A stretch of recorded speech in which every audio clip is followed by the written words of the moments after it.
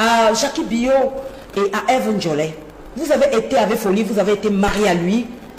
Vous êtes séparés de lui. Je ne sais pas ce que vous me réclamez. Je ne sais pas ce que vous me réclamez. Je ne souhaite ça à personne au monde. Je ne souhaite ça à personne. Vous avez refait vos vies. Parce que cet homme a eu un grand amour pour moi.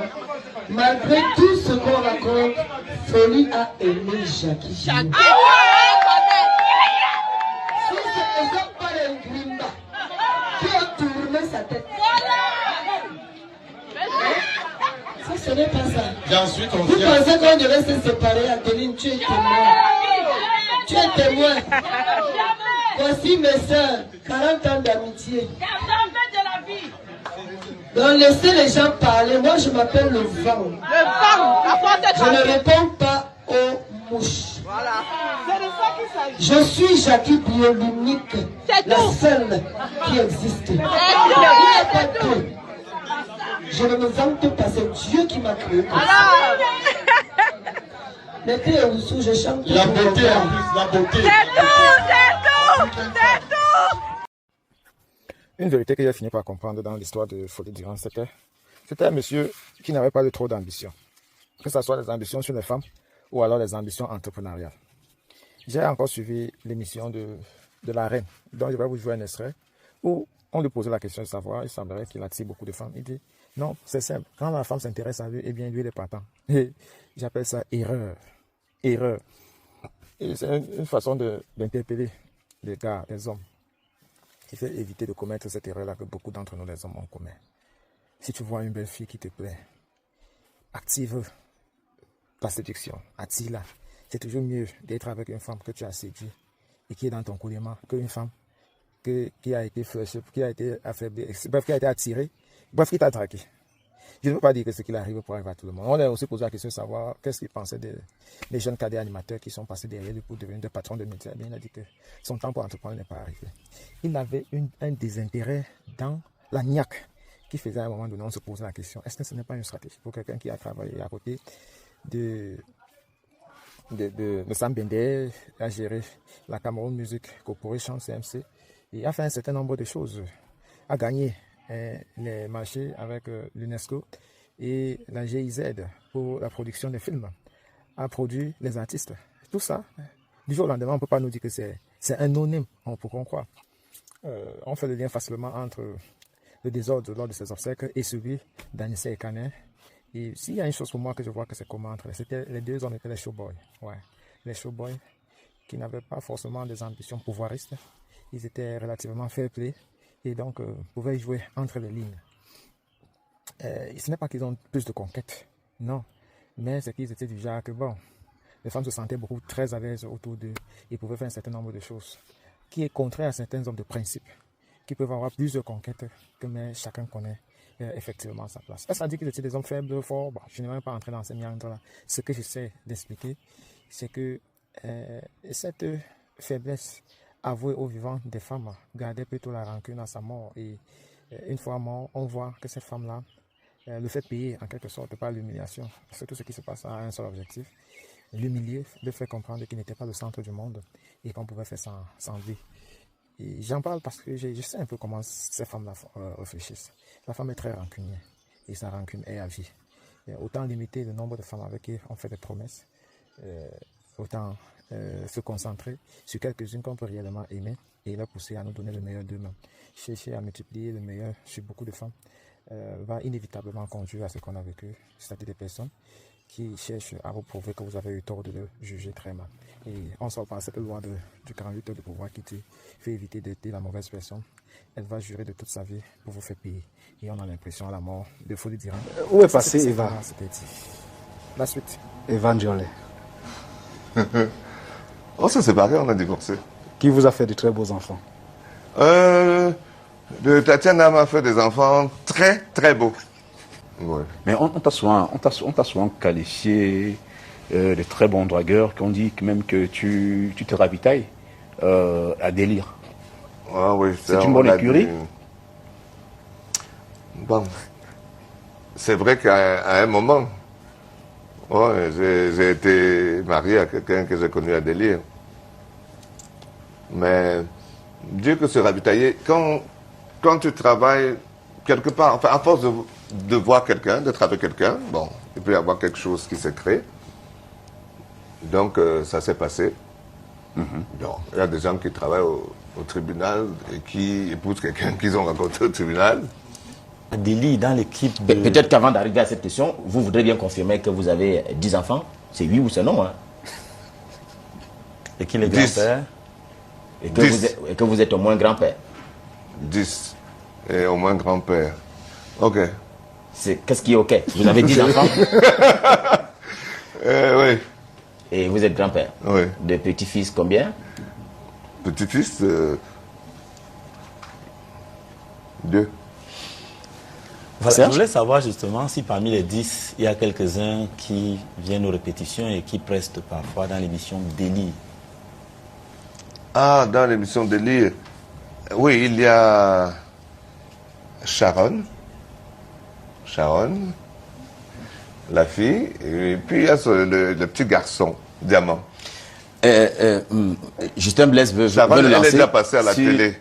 Diamant, lui, il ne passe pas encore, mais il danse déjà. Sur les droits d'auteur, vous allez nous lancer sur ce coup-là. Mais est-ce qu'on peut parler un peu de votre passé familial? Où se trouve Jackie Bio aujourd'hui, pour prendre seulement cet exemple-là? Je ne sais pas. Vous ne vous êtes plus jamais parlé? Je ne sais pas. Est-ce que vous êtes devenus des ennemis? Ennemis? Non. Comment ça s'est passé? Nous ne sommes plus ensemble. Et la rencontre avec Tatiana? La séparation, non. On était ensemble quand j'ai connu Tatiana. J'étais avec celle dont tu as parlé quand j'ai connu Tatiana. Celle-là. Et j'avais signé, à l'époque, j'avais signé polygamie. Donc, d'accord. Mais peut-être une question qui aura une bonne réponse dans le même sens. Où est passée Eva? Eva Njolé. On s'est séparés, on a divorcé. Qui vous a fait de très beaux enfants? Tatiana m'a fait des enfants très, très beaux. C'est la dernière? Oui, des enfants très, très beaux. Tatiana, c'est le... Ah oui, ouais, c'est fini. Oh, dis donc, je peux pas, c'est bon. Toi-même, tu sens que je vais arrêter, non? Je dois arrêter. Je dois arrêter, sinon, la prochaine fois que je viendrai à la reine... Mais puisque Ghislaine Pierre-Son voudrait qu'on aborde l'aspect droit d'auteur, vous, quand vous chantez, est-ce que vous avez l'impression que ceux-là qui revendiquent tous les jours, ceux-là qui marchent, ceux-là qui manifestent... Folie est mort, subitement on sort, on me dit qu'il était notable. J'ai dit qu'il était notable quand? Je ne sais pas quand il était notable. Il est devenu notable seulement quand vous l'avez pris à Douala. Il n'était jamais notable. C'est-à-dire, madame, appelez vos enfants, appelez les enfants de Folie qui sont vos enfants. Non, si ça, ce sont vos enfants. Non, ce ne sont pas mes enfants. Alors nous recevons un Vous êtes message. également mariés, sont vos enfants. Je vais dire à Jackie Bio et à Evan Njolé, vous avez été avec Folie, vous avez été marié à lui, vous êtes séparés de lui. Je ne sais pas ce que vous me réclamez. Je ne sais pas ce que vous me réclamez. Je ne souhaite ça à personne au monde. Je ne souhaite ça à personne. Vous avez refait vos vies. Toi, Njolé, tu es parti faire 5 enfants. Vous avez refait vos vies. Alors quand la famille de Folie veut s'indigner en disant, tu nous as même pas dit ce qu'il a. Quand vous êtes parti avec lui depuis 8 ans, vous m'avez dit ce qu'il avait. Depuis 8 ans, vous vous dites ce que je fais avec les enfants. Comment je vis avec mes enfants. Oui, Tatiana, encore une fois, vraiment compatissez, ça fait mal. Mais j'ai une question, est-ce que pendant les 8 ans, sachant que c'est votre mari, bien que la famille l'ait, entre guillemets, amené avec eux, oui. Sachant qu'il est, vous savez qu'il est malade tout de même, qu'ils étaient en train de lui faire suivre un traitement, est-ce que vous n'avez pas cherché même de force à entrer en contact avec lui? Comment ça s'explique en 8 ans? On a pris son téléphone. Quand j'appelle, on me dit n'appelle plus ici. Vous voulez que je fasse quoi? Un grand frère dont je vais taire le nom m'a dit, Tatiana, si tu vas là-bas et que tu rentres et qu'on dise que quand tu es venu tu as fait telle chose, qu'est-ce que tu vas prouver? C'est votre époux? Non mais puisqu'on a cherché les anciennes femmes qui rentrent là-bas, c'est qu'elles vont là-bas, elles le reçoivent là-bas. Vous voulez que je fasse Et quoi? maintenant, après, donc, dans le déroulement des obsèques, parce qu'il y a eu une concertation, il y a un communiqué qui a été émis, on a compris. Non, la première fois, il y a une première concertation. On parle et il pose les bases. Oui. Et c'est à l'issue de cette rencontre-là qu'il y a eu ce communiqué pour dire que... Non, il n'y a pas eu de communiqué. Le communiqué même qui sort, je ne comprends même pas pourquoi il sort. C'est-à-dire qu'ils disent que bon, ok, Folie est mort, subitement on sort, on me dit qu'il était notable. J'ai dit qu'il était notable quand? Je ne sais pas quand il était notable. Il est devenu notable seulement quand vous l'avez pris à Douala. Il n'était jamais notable. Donc ça veut dire qu'il n'était pas ancré dans les traditions? Non. Il y allait quand même? Non. Moi, je n'ai jamais vu. Maintenant, le communiqué que relaie, parce que qu'est-ce qui fait en sorte que vous sortiez? On va avoir communiqué-là. Je sors parce que après la deuxième réunion, la deuxième rencontre qu'on a, j'ai demandé à la famille de Folie que bon, vous avez pris l'argent à la CRTV, à la CNP vous avez pris l'argent. Folie n'a pas de maison au village. On ne va pas demander une maison ou aller mettre son corps dans un foyer que son père avait construit depuis peut-être 30 ans. Voilà le communiqué que vous avez mis à l'antenne. Donc ça, c'est le communiqué que je fais. Parce que je découvre à l'antenne, je découvre sur Facebook que il y a un programme. Je découvre sur Facebook qu'il y a un programme. Mais avant, il y a un fils de Folie qui l'a fait, qui n'a pas reconnu, qui m'envoie un message. Maman, est-ce que tu as reçu un message pour la réunion qui se fera à la carrière? Je dis non. Ah, ça veut dire qu'il y a eu des rencontres avant? Non, il y a eu une réunion à la carrière. Comme je n'ai pas été d'accord, comme j'ai demandé qu'on construise un mur, j'ai demandé qu'on construise 4 murs, qu'on tôle. C'est là-dedans que je vais ramener le corps de Folie. On est parti chercher les épouses divorcés depuis 20 ans et 30 ans. D'accord. On appelle Jackie Bio, on appelle Eve Njolé à assister à une réunion à la carrière et ils ont fait ce programme. Et vous, mes enfants et moi ne sommes pas conviés. La sœur de Folie qui s'appelle Evelyne Tafen, épouse Sikombe, a pris sur elle, comme elle-même a dit, je me suis prostituée pour prendre l'argent de mon frère. Oui, c'est ce qu'elle dit. Oui. Donc, on me dit que je n'ai pas signé le procès verbal, c'est pour ça qu'on ne me donne rien. C'est pour ça que... Le procès verbal de quoi? Le procès verbal de la réunion qu'on avait fait à la carrière, qu'on m'avait convoqué par voie d'huissier. Mais je veux dire quelque chose. Je veux dire à Jackie Bio et à Eve Njolé, vous avez été avec Folie, vous avez été marié à lui, vous êtes séparés de lui. Je ne sais pas ce que vous me réclamez.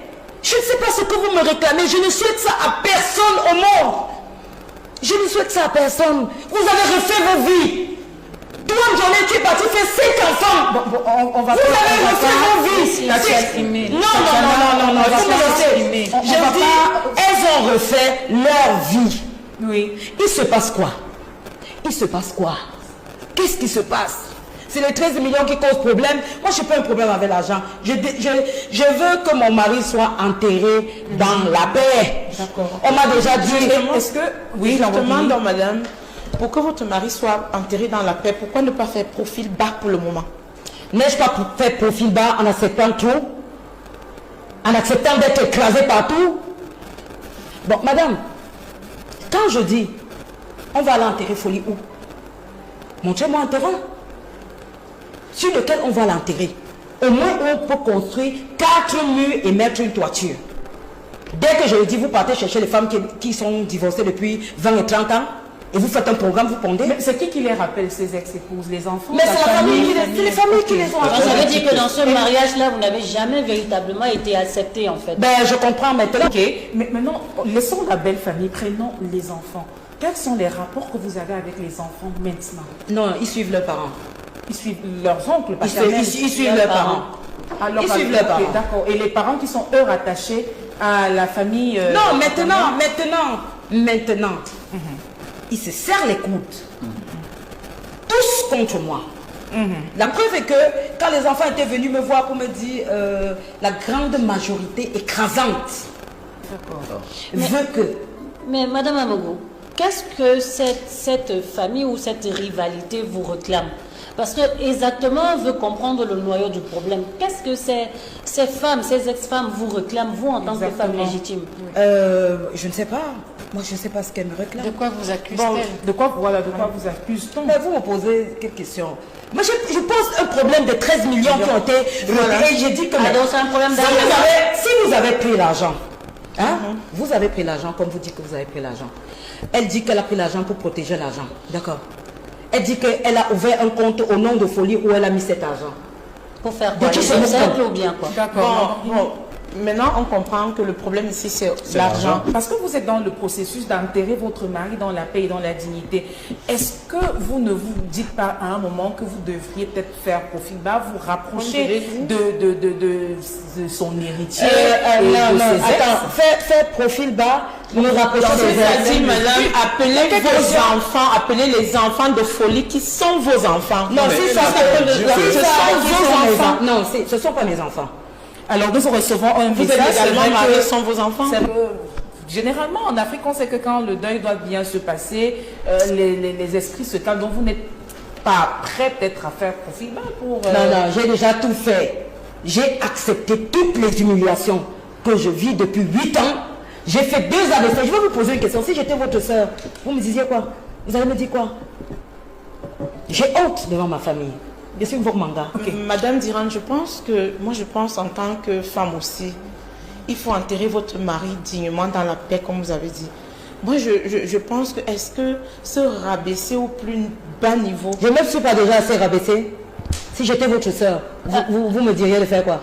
Accepter qu'on me crache encore davantage dessus? On a humilié même votre mari de son vivant, ça vous le savez. Maintenant, il faut l'enterrer de façon digne.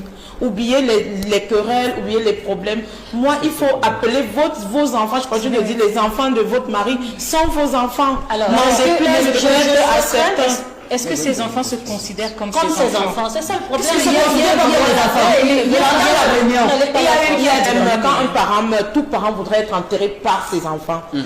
Vos enfants et les enfants de vos maris ensemble, vous devez vous asseoir pour enterrer votre mari, leur père, dans la dignité et dans la paix. Non. Mais si ces derniers se rapprochent de vous, vous êtes prête à enterrer la hache de guerre? Si elle est prête. Pour l'instant, je vous dis, j'ai pris mes responsabilités, c'est tout ce que je peux dire. Oui, je voulais terminer de dire, dans tout ce qu'on est en train de dire là, ils ont déjà donné le ton. Oui, ils ont donné le ton. À son insu, vous voulez qu'elle se rabaisse à quel niveau? Non. C'est eux-mêmes qui ont déclaré la guerre là. D'accord. Alors, clap de fin, le temps est autour de son cercueil. On a cru à un moment donné que c'était terminé parce que les enfants ont cru avoir obtenu gain de cause auprès des tribunaux pour décider des obsèques de leur papa. Mais ce qu'ils ne devraient pas oublier, c'est que le papa a eu aussi des enfants dans son second mariage, dont ceux-là aussi ont autant droit que eux, les enfants du premier mariage. Mais pourquoi ne pas s'entendre en famille pour accompagner dignement un être aussi cher, pas seulement à sa famille, mais à tout le Cameroun, que Folie Diran ait livré le pauvre à un spectacle qu'il n'aurait jamais souhaité vivre de son vivant. On se retrouve là à tirailler, à trimballer, à revendiquer des victoires de la honte en réalité, parce que c'est tellement honteux de livrer un homme comme Folie Diran à ce spectacle au moment où il méritait plutôt des hommages de la nation, des hommages dignes de la famille, un accompagnement digne, un accompagnement dans les prières, mais on est en train de se livrer une guerre. Il faut dire, cette guerre ne date pas d'aujourd'hui. La guerre a commencé bien avant le décès de Folie Diran, bien longtemps avant, lorsqu'il a été diagnostiqué de cette maladie qu'il a emportée finalement. Les autres enfants de Folie ont décidé d'aller récupérer leur papa chez sa dernière femme, qui est Tatiana Diran, pour le ramener à Douala afin de lui administrer des soins appropriés. Et il a été donc ramené auprès de ses enfants à Douala, et parce qu'ils n'avaient pas, les enfants, disent-ils, n'avaient pas aimé le traitement qui était accordé à leur papa de l'autre côté, ils ont donc décidé de le ramener à Douala et de le prendre en charge. Et malheureusement, le Très-Haut l'a rappelé aussitôt. Mais ce que nous assistons comme spectacle, c'est tout sauf ce qu'on aurait aimé voir autour des obsèques de Folie Diran. C'est triste. C'est triste, oui, c'est triste. Mais nous avons un problème aujourd'hui. Ouais. C'est le problème de nos valeurs traditionnelles qui sont en train de partir. Aujourd'hui, quand quelqu'un meurt, on pleure la personne, il y a une douleur véritablement, surtout pour les personnes, pas forcément pour toutes les proches, hein, mais aujourd'hui, organiser les obsèques de quelqu'un, c'est plus dans la rentabilité financière, parce qu'on sait que les dons vont venir à gauche et à droite. J'ai perdu tel, je dois organiser, on sait qu'il y a les enveloppes qui viennent à gauche. Voilà déjà l'un des problèmes majeurs que nous avons pour nous les Africains. Je le dis parce qu'aujourd'hui, j'ai vu une famille se disloquer à Bonaberi, président. Cette famille s'est disloquée au niveau du deuil, parce qu'effectivement, on dit que vous venez mettre vos bouches dedans. Pourquoi? Alors que quand il était en vie, vous n'avez pas pris soin de lui. Ouais. Donc, comme c'est nous qui avons pris soin de lui jusqu'à ce qu'il est mort dans nos bras, c'est nous qui devons organiser ses obsèques. Voilà comment est-ce que la famille s'est divisée. Le monsieur est mort, maltraité par sa propre femme avec qui il a fait uniquement des enfants légitimes, jusqu'à ce qu'il était obligé d'apparaître dans les rêves chez l'enfant d'une autre femme qui a pris soin de lui durant sa mort. Aller dans les rêves de celle-ci, il fait comprendre que regarde, ils sont en train de me pleurer, qui me pleure quoi? Regarde même comment est-ce qu'ils ont fait mon programme. Celle-ci a rêvé de ce papa à 2 reprises, jusqu'à appeler le fils aîné de ce monsieur. Tu étais avec elle? Non, c'est ce qu'elle nous a dit, le président ne peut pas mentir. Tu fais confiance à ses rêves? Oui, non, si elle nous le dit, c'est quand même une mère d'enfant, donc elle ne peut pas mentir. Vous savez que ce que nous appelons les rêves, ce que nous voyons dans notre sommeil, parfois c'est la résultante de ce que nous avons mijoté toute la journée. C'est possible. Tu penses à un truc toute la journée, tu vois ça dans ton sommeil, tu crois qu'il est venu te parler? Oui, mais président... Alors que c'est toi-même qui dois dire que c'est celui qui est là-bas, il se demande qu'il pleure quoi? Et il vient la nuit parce que tu as tellement pensé à ça. Moi, je ne fais pas trop confiance à ce genre de rêve. Mais il y a aussi des choses où les défunts font l'apparition dans ton sommeil et te passent des messages. Moi, j'en ai reçu de mon défunt grand frère. Il m'a parlé plusieurs fois des choses que j'ai vues. Après, je n'ai dit à personne, mais j'ai constaté. Après, ça arrive. Mais il ne faut pas aussi que tu cultives trop de choses. Et il est apparu aussi un moment où je m'interrogeais trop sur les raisons de sa mort. Il est apparu. Moi, je pouvais aussi mal interpréter, ça aurait divisé la famille, ce que j'avais vu dans ce rêve, mais ce n'était que le fruit de mon imagination. Je me suis aperçu après que c'était le fruit de mon... J'avais tellement demandé à connaître pourquoi il est parti si tôt. Donc, les rêves... C'est vrai que c'est un songe, il faut faire preuve de discernement. Les songes, c'est des songes. C'est des songes, oui, il faut faire preuve de discernement. Mais véritablement, ce que j'essaie de dire, c'est que le cas de Folie d'Iran aujourd'hui, véritablement, nous montre à quel point il faudrait que nous continuions à cultiver ces valeurs-là lorsque quelqu'un part. Même aujourd'hui, au niveau des deuils, aujourd'hui, vous allez voir, vous venez à une veillée. Au lieu de rester pleurer la personne qui est en train de partir, que vous êtes en train d'accompagner, ce sont les bars. Regardez un peu pendant les veillées dans les quartiers. Lorsqu'on sait qu'il y a deuil dans un quartier, tous les bars qui sont là, les ventes à porter et tout, c'est là où ils partent acheter une grosse cargaison de bière. Parce qu'ils savent à l'heure là qu'ils vont faire la recette. Bien sûr. Ben, il faut dire, autour du corps du cercueil de Folie d'Iran, ce que je vois, ce n'est pas l'absence de valeurs. C'est l'émergence de l'ego. Aujourd'hui, c'est les égos qui s'affrontent. Et j'ai toujours dit, l'ego est notre ennemi numéro 1. Quand on ne peut pas ravaler son ego un moment et dire, ok, allez l'accompagner, lâcher prise. Parce qu'il faut que quelqu'un lâche prise dans cette histoire. Sinon, on est parti là pour livrer encore des batailles. C'est pas fini. Parce que là, une partie a obtenu qu'on ne lève pas le corps. L'autre partie ne va pas se laisser faire. Et c'est les égos qui s'affrontent et qui bataillent. Et les égos laissent place en quoi à l'étroitesse d'esprit. On ferme son esprit, on ne veut rien comprendre, on ne veut pas entendre raison. On décide donc de garder la fermeté dans ses positions. Et c'est l'ego qui est en train d'envahir les deux parties. Sans l'ego, on aurait déjà enterré Folie d'Iran. Et ça devient maintenant une mode au Cameroun, après les enfants écanéanisés qui ont choisi d'écarter la veuve des obsèques, et même les camarades de partie des obsèques de leur papa. Voilà que ça commence à faire tâche. C'est maintenant la famille de Folie d'Iran qui se livre en spectacle autour du cadavre d'une célébrité comme Folie. Alors il faut qu'à un moment donné, les gens arrivent à ravaler leur ego. Tant que les égos prennent le dessus dans les familles, les batailles vont être féroces. Ça, c'est une guerre d'ego. Il n'y a pas deux choses, c'est une guerre d'ego. C'est les égos qui s'affrontent. L'autre femme dit, vous voulez me montrer quoi? Je veux aussi vous montrer. Je veux aussi vous montrer. Chacun veut montrer à l'autre qui n'est pas n'importe qui, qu'il a des gens derrière. Oui. C'est ça, malheureusement. Ça, c'est aussi le mauvais côté d'avoir plusieurs épouses, président. Mais est-ce qu'on peut pas trouver la solution à cet égo? Je ne juge personne, Jordan. Est-ce qu'on ne peut pas mentionner, effectivement, on ne peut pas souligner un véritable apport, une solution sur ce problème d'égo en mentionnant dans son, comment est-ce qu'on appelle? Le testament. Que voilà, telle personne est censée m'enterrer, par exemple. On sait de quoi il est mort, Folie. Hein. Même s'il avait laissé un texte dans ce sens, personne ne le respecterait. Parce qu'on sait vrai qu'il souffrait d'Alzheimer. Et donc, il n'avait plus toute la possession de ses moyens intellectuels. Donc, on ne pourrait pas avaler, sauf si de sa pleine forme.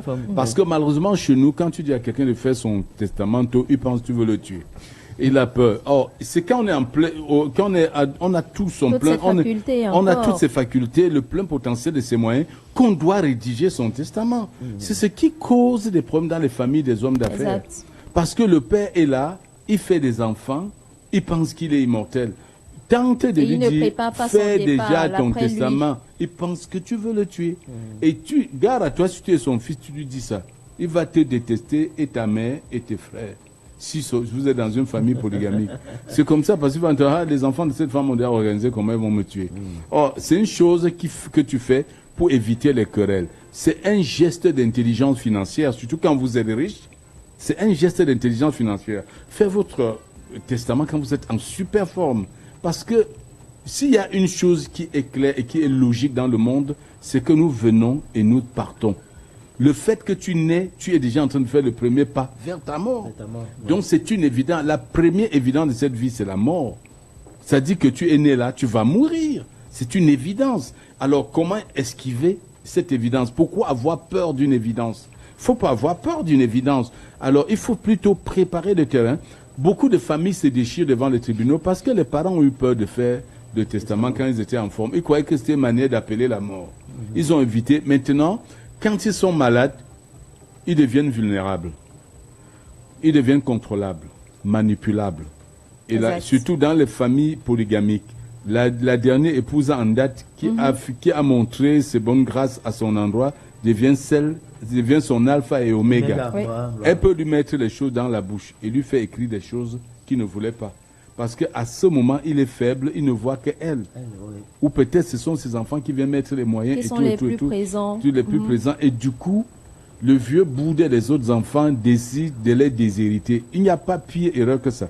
Je dis toujours à nos papas, à nos aînés, à nous tous les hommes, si tu as un enfant dehors, déclare-le. N'attends pas de mourir avant qu'il vienne perturber ton deuil. Parce que quand il faut partager les enfants du dehors sortent. On commence à dire test ADN. On va aller prélever les cheveux d'un cadavre pour aller faire un test ADN. Parce que j'ai assisté à des trucs incroyables. Un enfant du dehors qui a perturbé toute une famille. Le père avait l'argent, il avait des trucs ici à Bonapruso, des villas. Mais le gars fait ça dur à ses frères et sœurs qui se croient légitimes. Lui qui était du dehors, il a obtenu dans les tribunaux, même qu'on enfermait ses frères. Et comprenez, ça arrive. Alors, je suis d'accord avec toi, Jordan. Il faut que quand on est encore en forme, qu'on fasse son testament. Il faut le faire. Suzanne. Moi, c'est justement ce que Jordan a relevé là, je voulais l'évoquer. Il faut préparer son départ pendant qu'on est encore là. Parce que quand on est déjà parti, ça ne dépend plus de nous.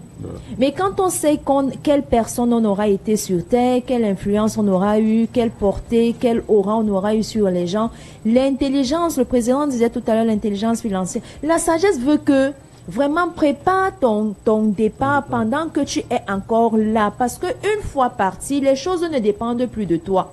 On ne dépend plus, ça ne dépend plus de toi. On va t'enterrer, on va pas t'enterrer, c'est pas toi qui décides. Ce sont les gens que tu auras laissés, si tu les auras bien sûr laissés, ce sont eux qui vont faire ces choses-là. Et tu vas les laisser dans quel cadre? Oui. Dans quel état? Dans quel état? Pour le défunt Folie d'Iran, paix à son âme, il était malade, certes, mais peut-être que s'il avait commencé à parler de ça très tôt, je ne sais pas, je suis pas dans les secrets de leur famille, mais peut-être que s'il avait commencé à parler de cela, à évoquer cela très tôt, on n'en serait pas là aujourd'hui. Sachant que tu as eu des enfants, tu as eu plusieurs lits, il faut parler de ça quand tu as encore un peu de forme. Surtout dans ce genre de cas. Oui, il faut parler de cela quand tu as encore un peu de forme pour que tes derniers jours ne soient pas déplorables. Aujourd'hui, on ne peut plus on ne peut plus rien faire. Mais moi, j'évoque cela pour les personnes qui sont encore vivantes, qui ont encore la possibilité de régler et ne pas se retrouver dans ce cas malheureux de la famille Folie d'Iran ou encore Anissa Ekane comme le président l'a évoqué. Donc vraiment, même si ça fait mal, même si c'est dur, même si on va devoir dire que tu aimes telle famille par rapport à telle, non, à un moment, pensons d'abord à nous. Quand je ne serai plus là, mes enfants vont me traiter comment? Ma femme va me traiter comment? Si c'était ma femme elle-même sera traitée comment? Même les hommes là, ou bien la femme elle-même. Peut-être j'ai fait plusieurs fois, je suis quitté, je suis allé là-bas, je n'ai pas dit à mes enfants et tout ça. C'est toutes ces choses. Il faut parler de cela pendant qu'on est encore là. Parce que quand on est encore fort. Et tu as bien fait, Suzanne, de le dire. C'est ce que nous appelons dans le développement personnel le principe de momentum mori. Momentum mori. Savoir, c'est un principe qui doit nous rappeler tous les jours qu'on peut partir à tout moment. Le momentum mori, quel que soit ce que tu fais, retiens le momentum mori. C'est-à-dire que ça n'a rien de morbide, mais c'est préventif pour la vie. Savoir que tu peux partir à tout moment. Que tu peux partir à tout moment. Ça, c'est très, très important. Et personne ne sait quand, où et comment. Alors, et quand tu es encore en forme, prévois tout cela, ça évite les douleurs à ta famille. Et quand tu le fais toi-même, tu signes. Tu peux aller chez le notaire, chez des amis, à des endroits. On prend, on confronte. Le juge dit, le doigt, dit voilà ce qu'il avait écrit. On respecte ses volontés, point barre. Sors de n'importe où avec tout ce que tu veux.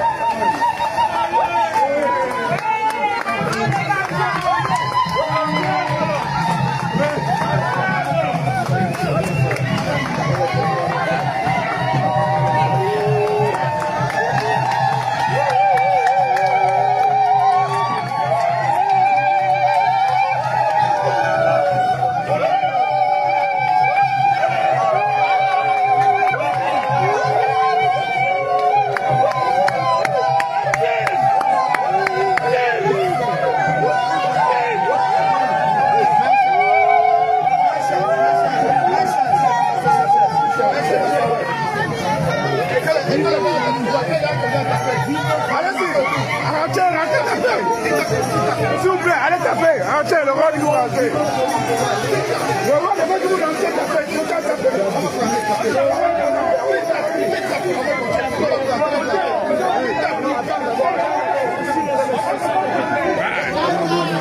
Votre terrain n'est pas là en bas. Votre terrain n'est pas là. Là, ça c'est pour là. Votre terrain n'est pas là en bas.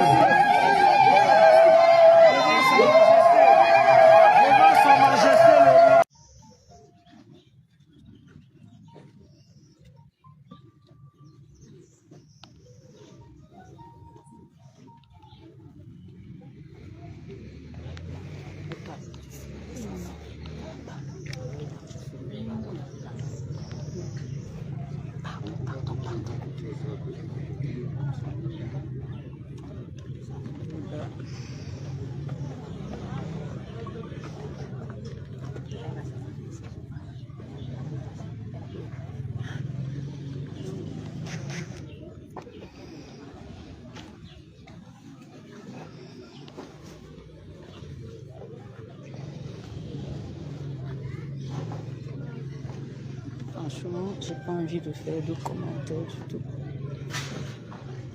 Ah. La dépouille du fils étant installée, nous allons annoncer l'arrivée du Père, Sa Majesté. Et juste derrière, nous allons passer le témoin aux officiants du jour pour le culte, la célébration et la suite du programme. Nous annonçons donc. Dans le temps pour Sa Majesté l'arrivée, nous allons prier les invités de prendre place et s'installer cette fois. Un instant, le temps que le grand-père nous retrouve ici pour qu'on commence la cérémonie. Idées, mesdames et messieurs, en vos titres, grandes et qualités, Merci infiniment d'avoir effectué le déplacement ici à Bonke, terre natale de son Tafel Adrien Vériton, dit Folie Divine, qui reposera dans un moment chez lui, d'où il est venu, dans un court instant, juste après l'arrivée de Sa Majesté. Didier, un peu de musique en fond. Ça va maintenant.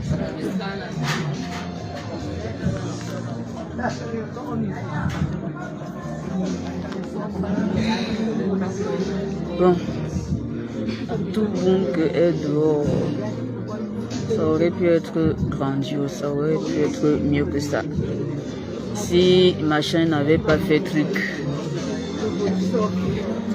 chose aurait gagné plus de respect en étant là avec toutes les autres et leurs enfants. Mais bon, elle a volontairement cédé sa place aux autres. Qu'est-ce que vous voulez qu'on fasse? Tout le village est là, toute la famille est là. Non, je ne vois pas que...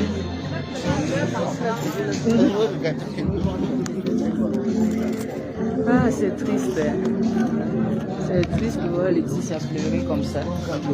Oh. Oh.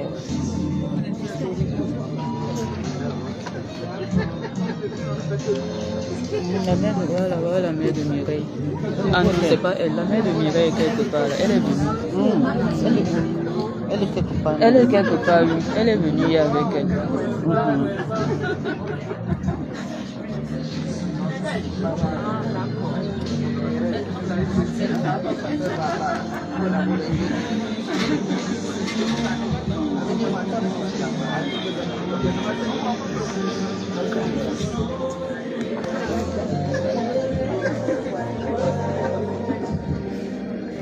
On rigole, on se taquine, on se chamaille, mais la réalité est triste, elle est froide, elle est triste, elle fait mal. Donc, voir ma nièce pleurer comme ça me brise le cœur, franchement.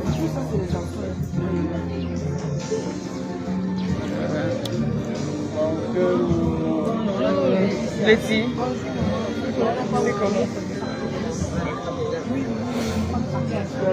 Bonjour maman Colette.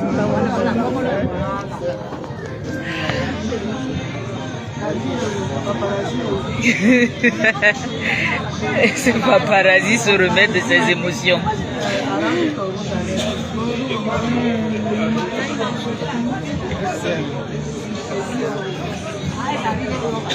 Alors maman chérie.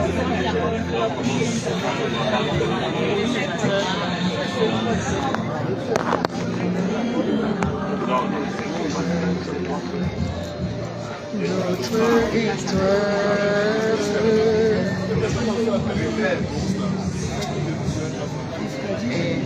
Elle m'a envoyé tout ça, cette année, j'envoie les pays là. Et puis, j'étais contente.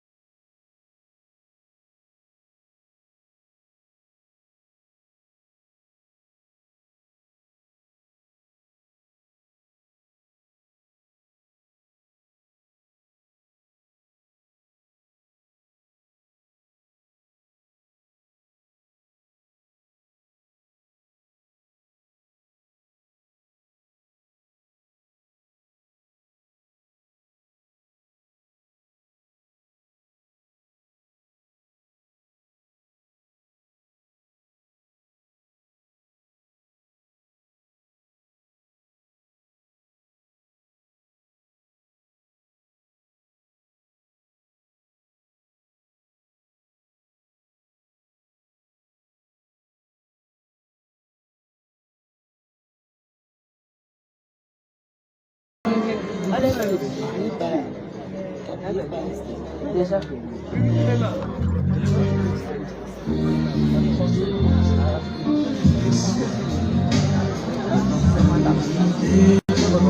La beauté de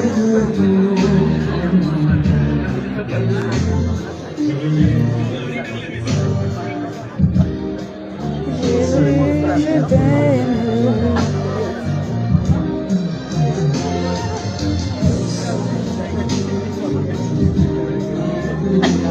Tout l'amour de mes yeux.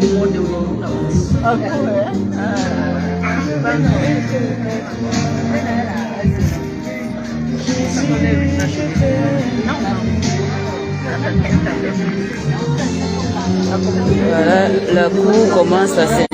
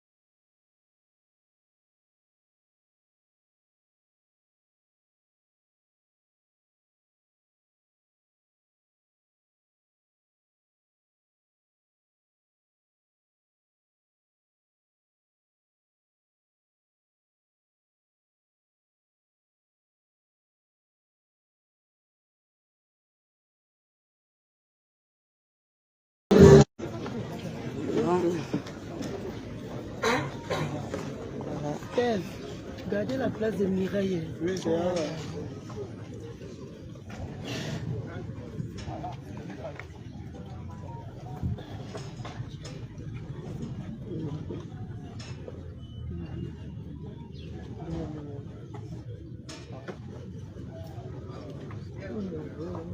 Il a dit que c'est juste que c'est Chambellan qui a enlevé.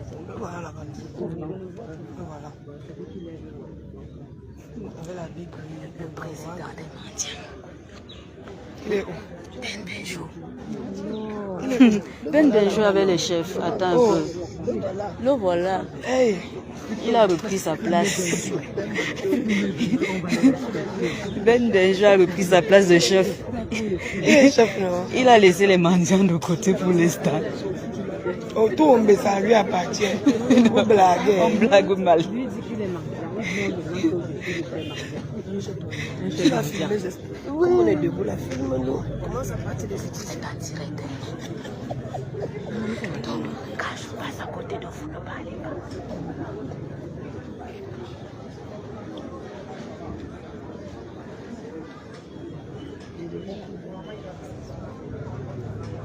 Merci de me rasseoir.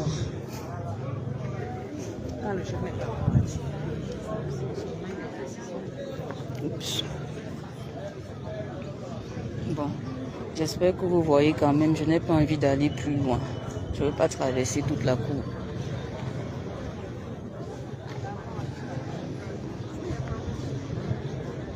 Bon, notre président, chef des mendiants, est là parmi les chefs.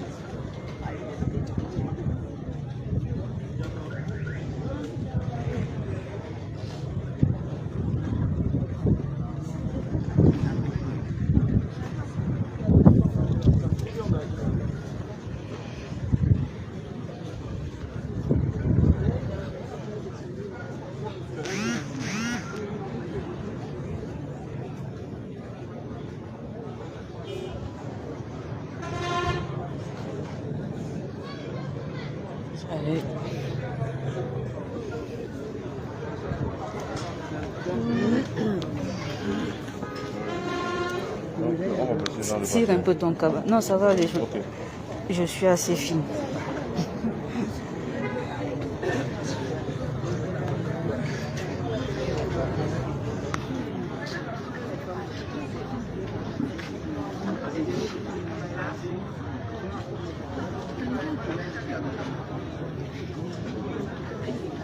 Ah oui, Dorcas, des fois on oublie que certaines choses sont essentielles pour d'autres personnes. Si on ne peut pas les supporter quand on ne les épouse pas, c'est tout.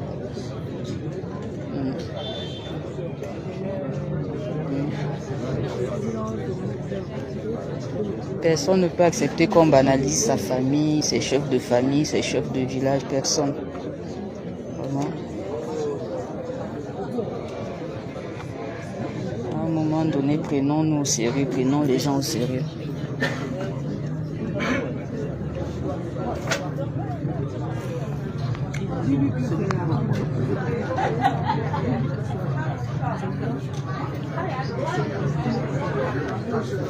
Non, il a de beaux enfants. Vous avez vu mon neveu d'un jour? Ah. Oh.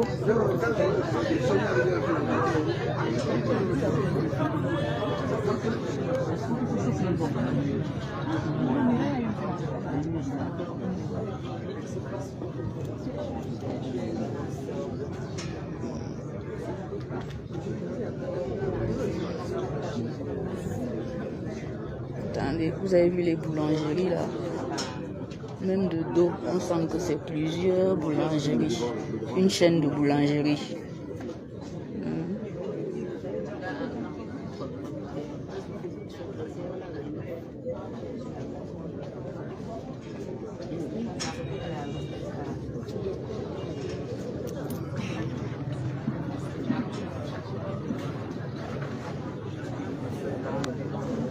Amen, oh, amen.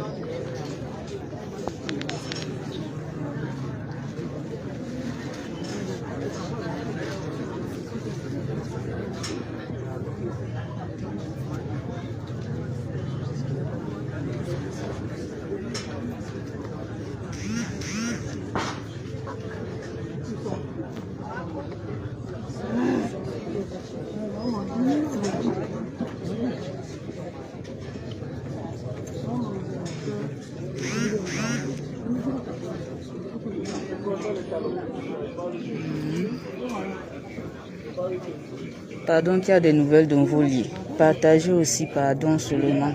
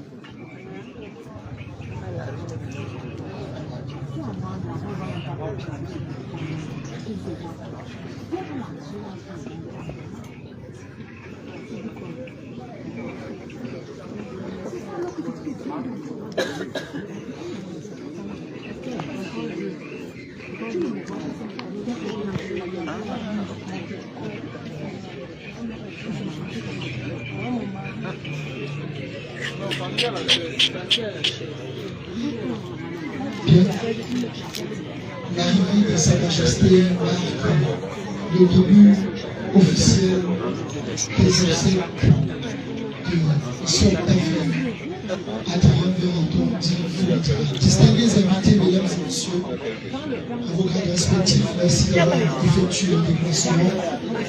En ces terres de Bourg, vous célébrez un monument, vous célébrez un homme qui a marqué son temps, vous célébrez un grand monsieur qui a fait parler, a fait vibrer les cœurs à travers sa voix, à travers ses combats et aussi à travers son héritage. La première articulation de cette célébration sera bien sûr consacrée à l'office religieux et je vais sans plus attendre passer le témoin à nos officiers du jour pour le culte. Et juste derrière, nous allons prendre la série des témoignages. Nous avons déjà une liste qui a été dressée. Et s'il y a des personnes dans l'assistance qui souhaitent coller une parole en termes de témoignage pendant cette célébration, bien vouloir se rapprocher de la cabine de Didier pour être intégré à cette liste. Ceci étant dit, le témoin célébrant du jour. Je vous en prie, merci.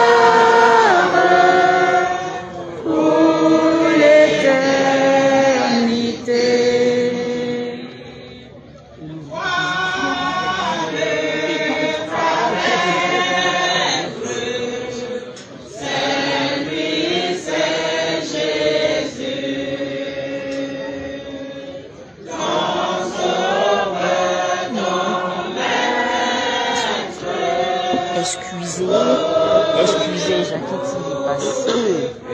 Jackie TV passe. Jackie TV passe.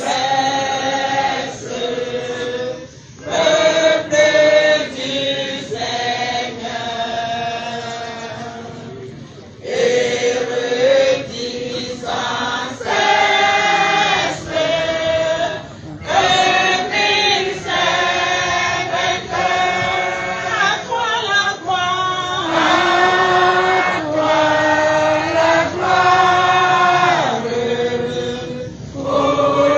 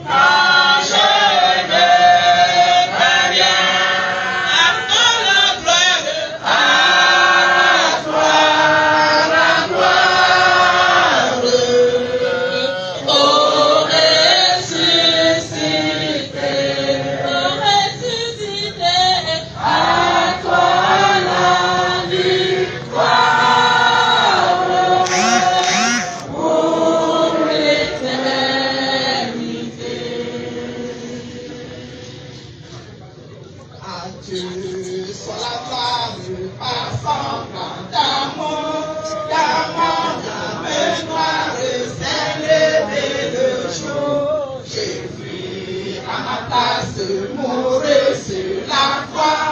Il m'offre sa grâce et je la reçois. Gloire à Dieu, car écoute sa voix. Gloire à Dieu. Il paraît qu'un camion de militaires vient nous attraper. Demain, nous serons en prison. Non, lundi, nous serons en prison.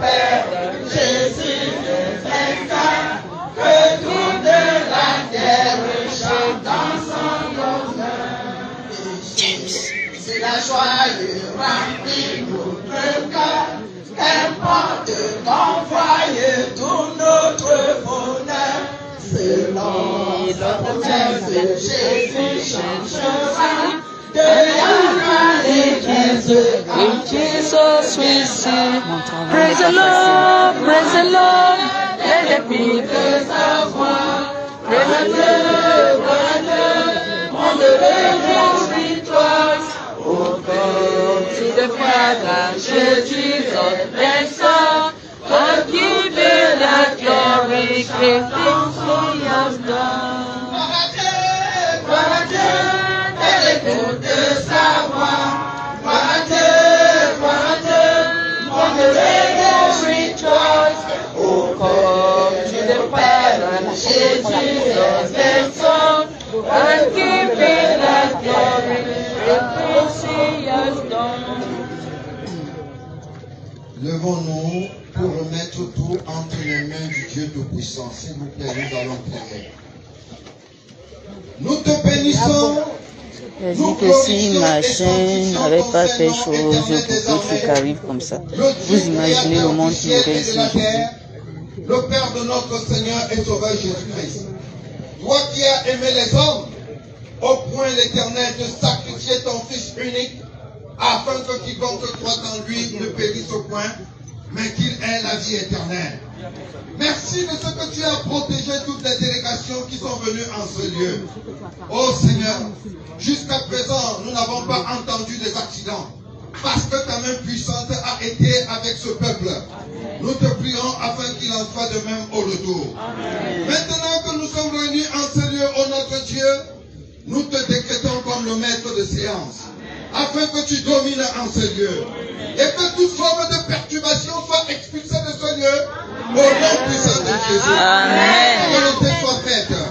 Dispose les cœurs, ô Éternel, car tu n'as jamais voulu la mort de l'homme, mais tu veux que l'homme vive éternellement devant toi. C'est pourquoi l'Éternel notre Dieu, nous sommes en ce moment rassemblés, d'abord pour t'écouter, afin de comprendre, Éternel, quel est ton plan avec l'homme. Oh Seigneur, nous te prions, domine parmi nous, règne parmi nous, prends possession des lieux, ô notre Dieu, et que seule ta volonté soit faite, en Jésus-Christ notre Seigneur et Sauveur. Amen. Amen. Asseyons-nous, chers frères et sœurs bien-aimés.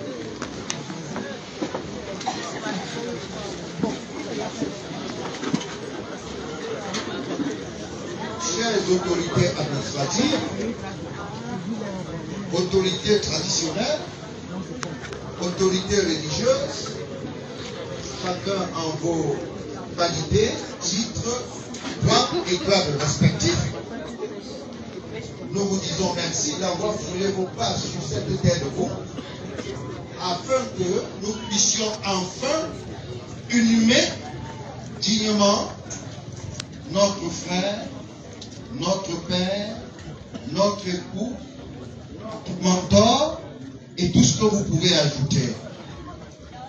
Car moi aussi je me rends compte de l'ampleur que notre frère, qu'a fait Brereton a bien dit Folie Durale, Zop, avait aux yeux de toute la génération.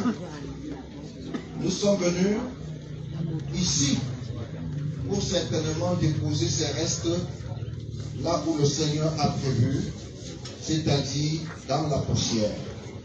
Car il dit, tu es poussière et tu retourneras à la poussière. Dieu donne et Dieu reprend. C'est la mort qui nous réunit en ces lieux. C'est toujours plein de douleur et de chagrin lorsqu'on perd un être. Surtout lorsque c'est un être cher. La séparation n'est jamais facile.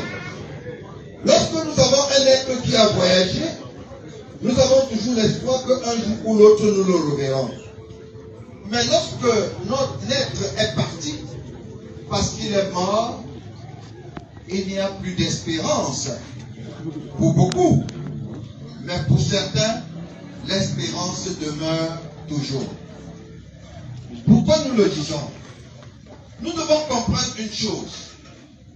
S'il y a un endroit où on doit acquérir la sagesse et où on doit beaucoup réfléchir, c'est bien évidemment les lieux de culte et les lieux de deuil.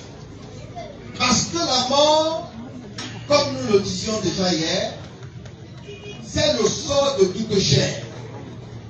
Que nous l'acceptions, que nous n'acceptions pas, chacun de nous a rendez-vous avec la mort. Mais la mort devant Dieu, ce n'est pas la mort charnelle. Parce que même notre Maître, le Seigneur Jésus-Christ, qui est Dieu, tant qu'il était dans la chair, il fallait qu'il meure. Parce que le sort de chair, c'est la mort. Toutefois, nous-mêmes, est-ce que nous ne disons pas nous-mêmes que les morts ne sont pas morts? Nous le disons. Voilà pourquoi beaucoup font des cultes de mort. Parce qu'ils croient, et ils croient fermement, que les morts les écoutent. Beaucoup croient, et ils croient fermement, que les morts les protègent.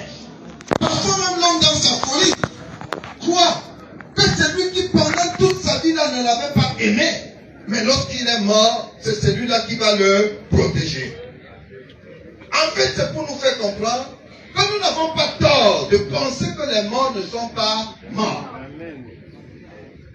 Dieu dit dans sa parole, dans Genèse, je crois, chapitre 2, Dieu a créé l'homme à son image et à sa ressemblance. La première nature de Dieu, c'est que Dieu est immortel. Par conséquent, nous autres les hommes, nous sommes immortels, du moins en ce qui concerne nos âmes. Parce que l'homme est corps, âme et esprit. L'âme est immortelle.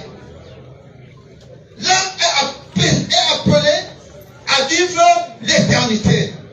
Mais la question que chacun doit se poser, et c'est là toute la vérité, que nous l'acceptions ou que nous ne l'acceptions pas, nous ne pouvons rien y changer. C'est que nous devons, où est-ce que je passerai mon éternité? Le passage que nous faisons sur terre n'est qu'un petit pèlerinage. 100 ans, 50 ans, 20 ans.